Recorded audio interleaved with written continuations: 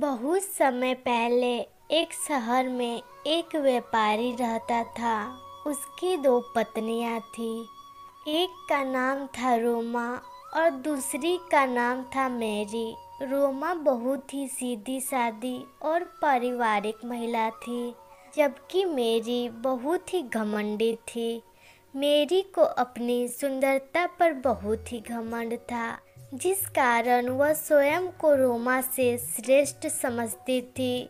Mary के सुंदर होने के कारण उसका पति उसको अधिक प्रेम करता था।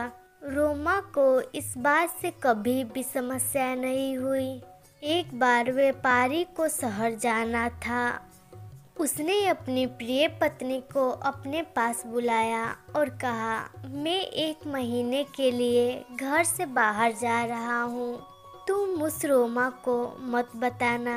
यदि उसने मेरा रास्ता काट दिया तो मेरी पूरी यात्रा ही खराब हो जाएगी। व्यापारी की इस बात पर दोनों हंसने लगे। जब रोमा पूजा से लौटी तब तक उसका पति जा चुका था। उसने ईश्वर से अपने पति के मंगल की कामना की। एक दिन मैरी ने रोमा को उसके रंग रूप को लेकर बहुत सुनाया और दोनों का झगड़ा होने लगा। गुस्से में आकर मैरी ने रोमा को घर से ही निकाल दिया। रोमा जंगल की ओर चल दी। वहाँ उसे सबसे पहले एक पेड़ दिखाई दिया, जिसके आसपास बहुत ही कूड़ा कचरा था।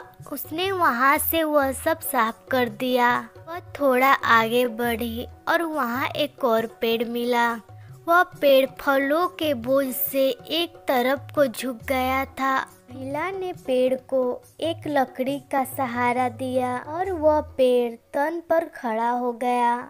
जब वह थोड़ा आगे पहुंची तो एक सूखा वृक्ष उसके सामने आया। सामने ही तालाब था। उसने तालाब से पानी लाकर पेड़ में डाला और वह पेड़ फिर से हरियाली से खिल गई।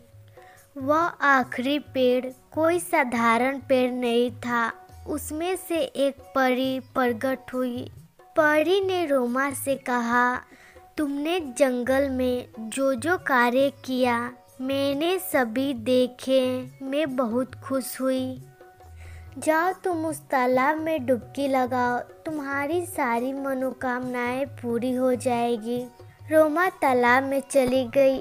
एक ही डुबकी के साथ उसकी पूरी काया ही पलट हो गई। उसका रूप मैरी से भी सुंदर हो गया और वह किसी महारानी की तरह लग रही थी।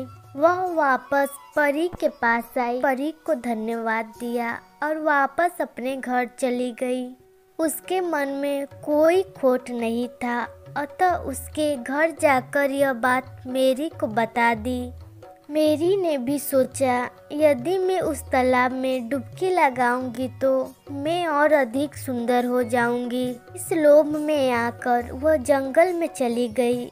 उसे भी वह पेड़ मिले, लेकिन उसने किसी की भी सहायता नहीं की।